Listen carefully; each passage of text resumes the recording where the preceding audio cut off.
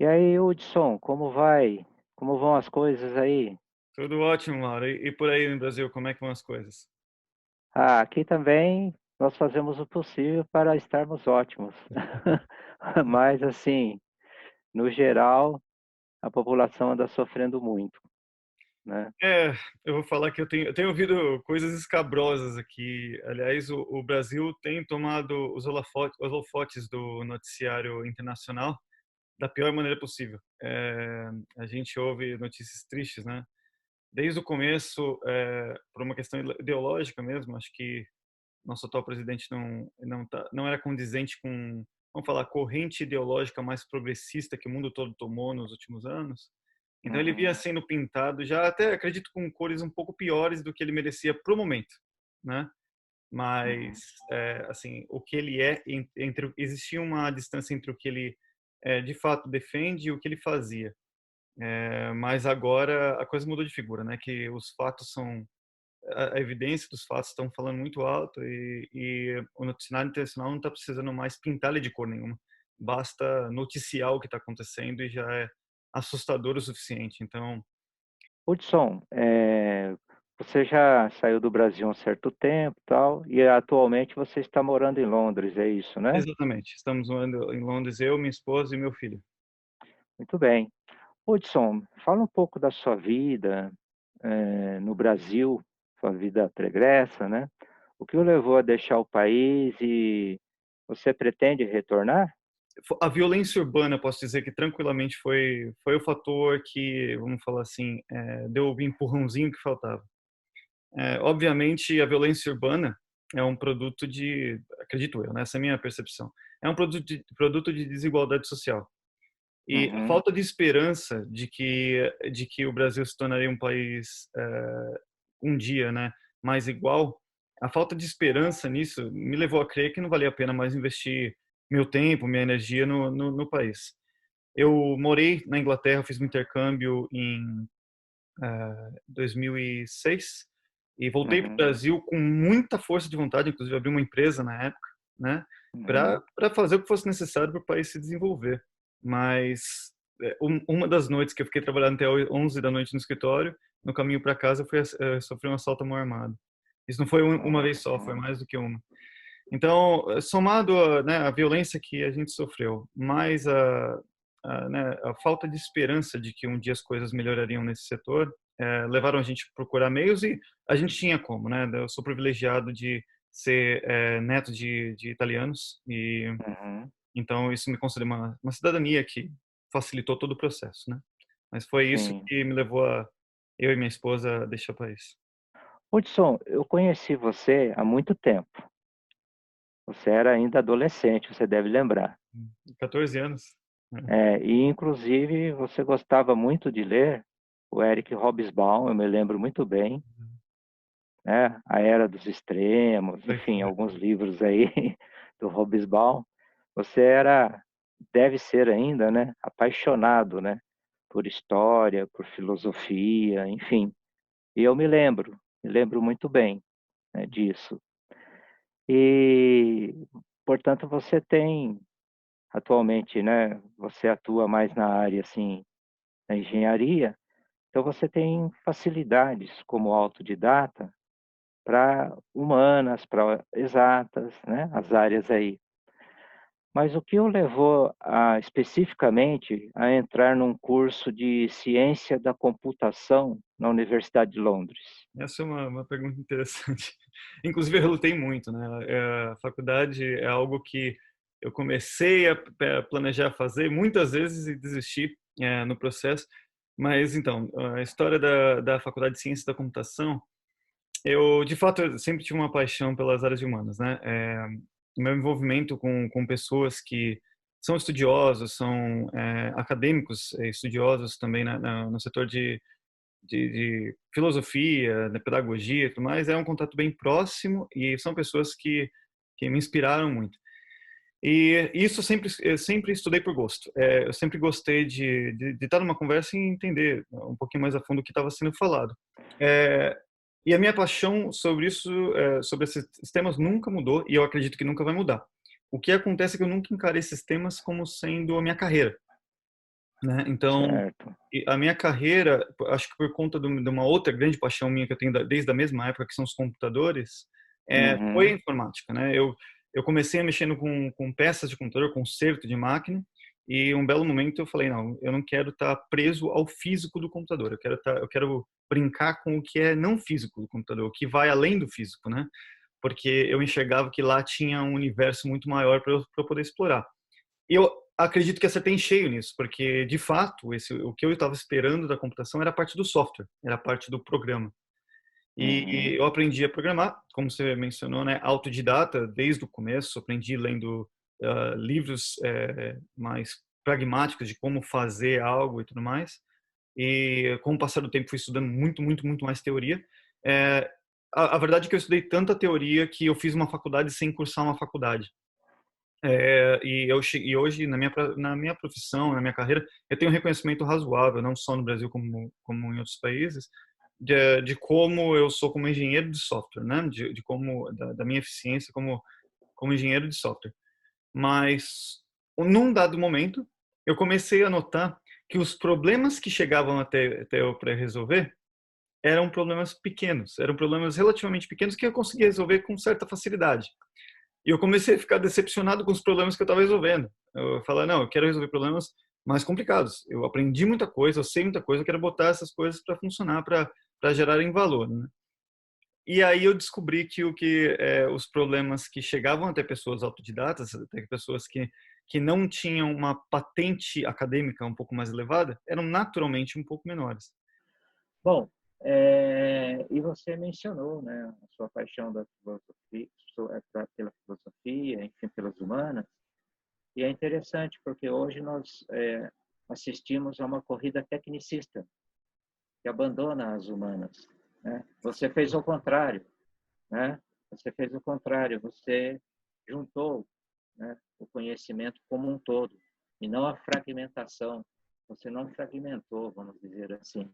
Eu entendo o risco da fragmentação, da particularização, né? Inclusive, quando a gente fala de ciência e da pesquisa acadêmica, ela tende à Sim. particularização, especialmente nas áreas exatas, né? Biológicas, bioquímicas. E ela tem um risco, né? Eu entendo muito bem esse risco e de novo, a filosofia e os conhecimentos de humanas são a coisa que podem ajudar a gente romper com essa fragmentação e fazer mais com o conhecimento avançado. E, inclusive, existe filosofia da ciência, Sim, né? Justamente, né, é interessante isso. E também, recentemente, né, nós temos discutido mais a respeito, surgiu aí há uns tempos atrás, a filosofia da tecnologia também, né? Você também, né, teve uma experiência aqui no Brasil, você mencionou rapidamente, como microempresário. O sim. que exatamente você fazia aqui? Ah, depois do intercâmbio que eu fiz na Inglaterra, eu voltei para o Brasil com uma vontade de fazer a diferença que é típico do jovem, né? Por alguns relacionamentos que eu fiz aqui na época, é, montei uma empresa que era eu posso dizer, uma consultoria de desenvolvimento de software, e a gente desenvolvia software para empresas do Reino Unido e dos Estados Unidos. Então, a gente começou assim. A empresa mudou bastante ao longo do tempo, mas o que a gente basicamente fazia é vender desenvolvimento de software customizado, né? Então, essa é a área que a gente atuava aí. Como é o seu trabalho atual com inteligência artificial? Você mexe com isso, né? Mexo com isso. Hoje, eu trabalho com engenharia de ciência de dados. O foco do meu trabalho é esse. Eu posso dizer que é de longe a minha mais nova paixão. Um debate que eu tenho constante sobre esse assunto é de que a igualdade social só é possível através do perfeito gerenciamento de informação.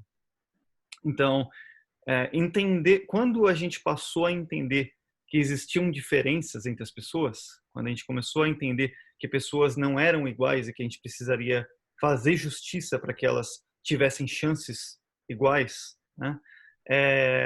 Isso aumentou a quantidade de o quê? Informação que nós tínhamos sobre as pessoas, né?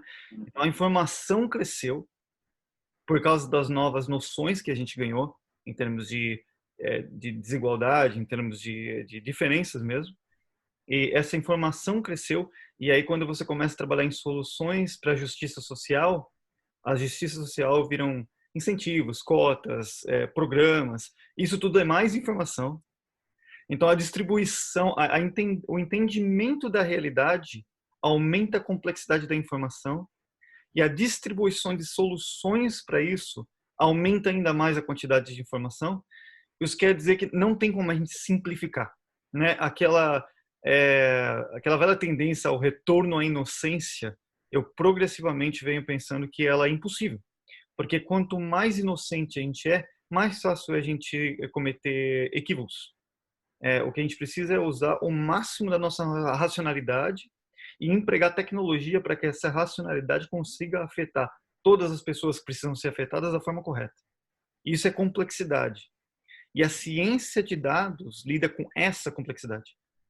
Então, eu acredito que hoje um campo que precisa receber investimento, receber gente, receber os cérebros da humanidade, é essa área, porque é lá que, se a gente fizer diferença, vai impactar de forma quase que transparente todos os setores da sociedade. E essa é uma discussão muito grande, muito interessante. Eu estou apaixonado pela área e a minha intenção, agora com a faculdade que eu ingressei há pouco tempo atrás, é de ir realmente para o topo dessa discussão acadêmica e fazer parte dela e injetar a minha dose de intuição também para contribuir para que a discussão acadêmica evolua. Então essa é a minha atual paixão. E foi muito bom você falar dessa questão social na área da informação e também, assim, né,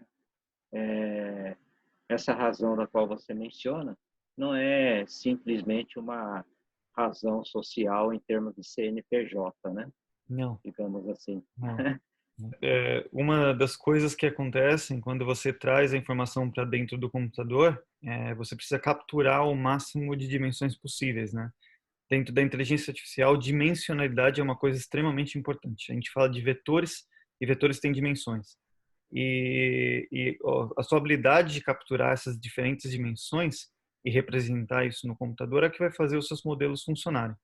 Então, não basta só entender a conta do banco, o saldo, o CNPJ, não. Precisa de ir além, capturar mais dimensões para que a gente possa, com modelos, entregar a justiça social para todo mundo que precisa que ela seja entregue.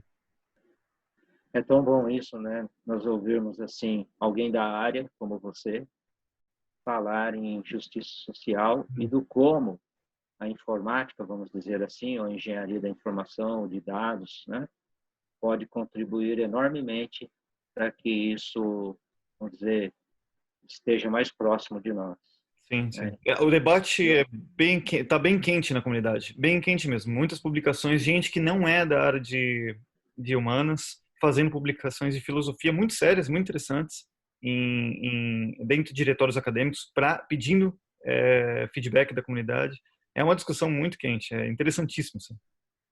muito bem, eu até trabalhei recentemente né, nas minhas aulas, você sabe, eu sou professor há muito tempo, Sim, sim. né? E um artigo sobre filosofia de um companheiro seu de engenharia. É, Eu trabalhei em sala de aula e foi muito bom. interessante. Inclusive relacionando questões sobre ética, etc. e tal, usando a mitologia. Olha só, Olha. né? É.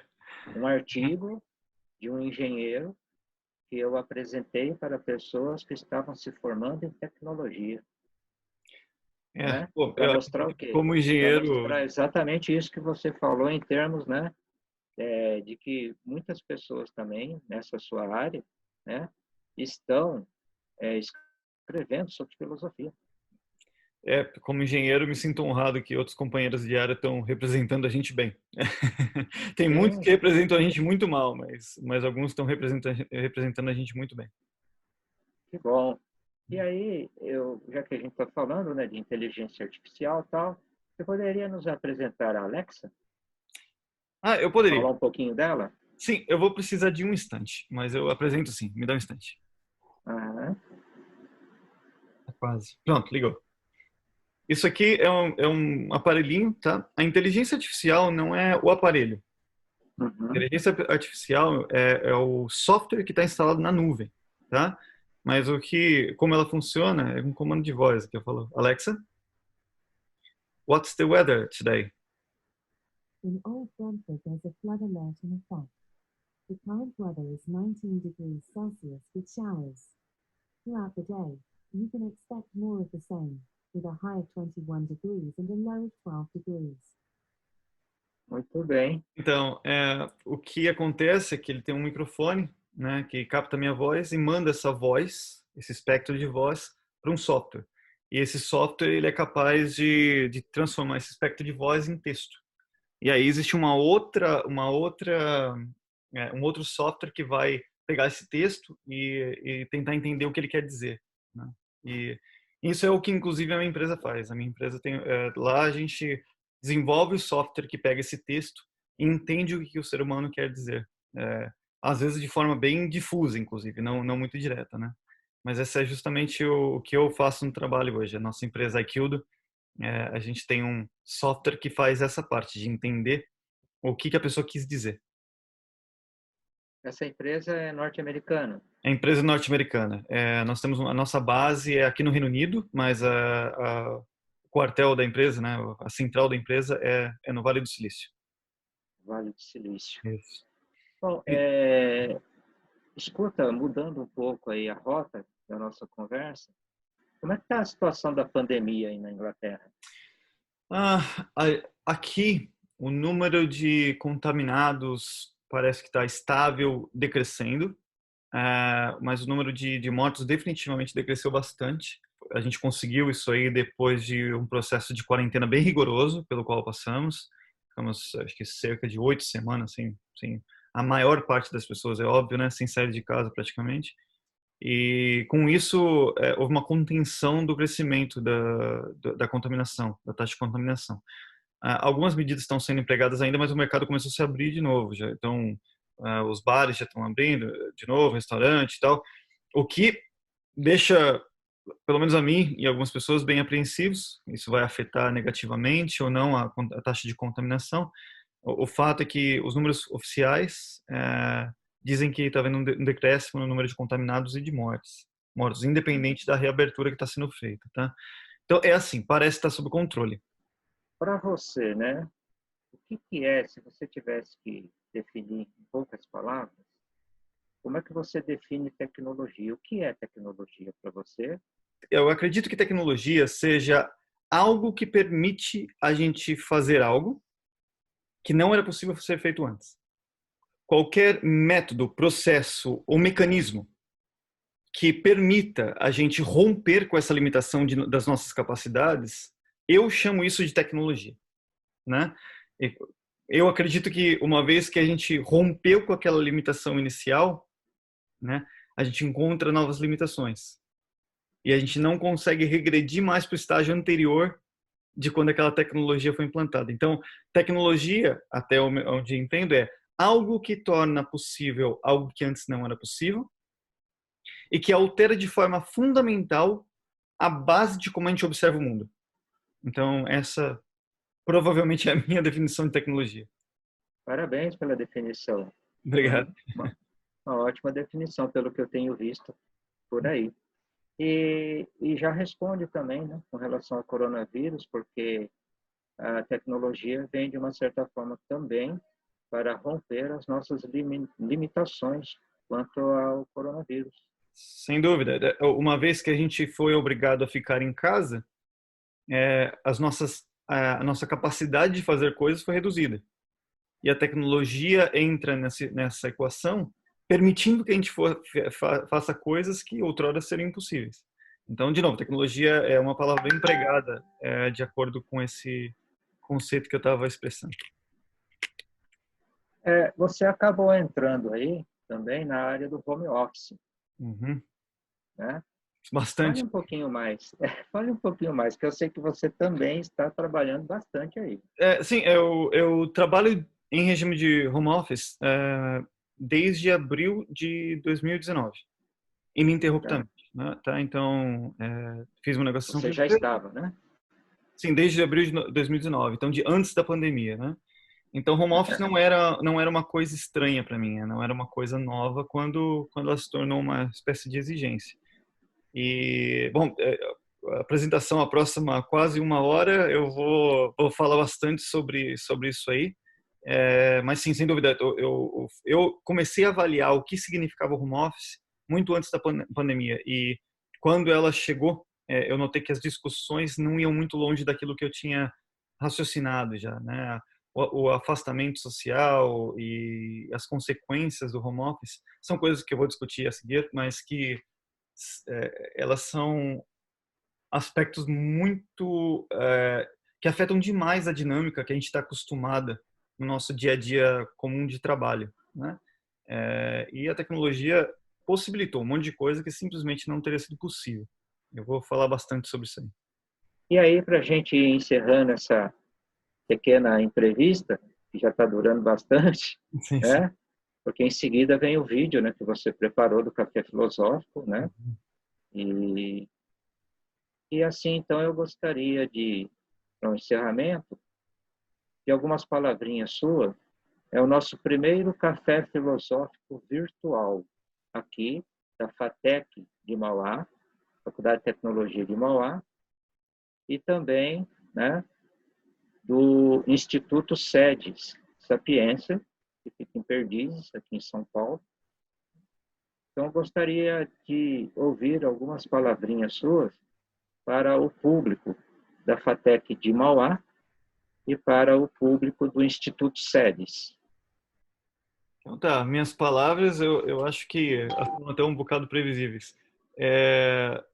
Apareçam em um café filosófico falando sobre as percepções de vocês, porque isso vai ficar registrado no YouTube, onde quer que seja, e gerações futuras podem olhar para o passado e ver que pessoas como nós pensávamos o que a gente pensa hoje e talvez usem isso de base para entender melhor esse momento futuro.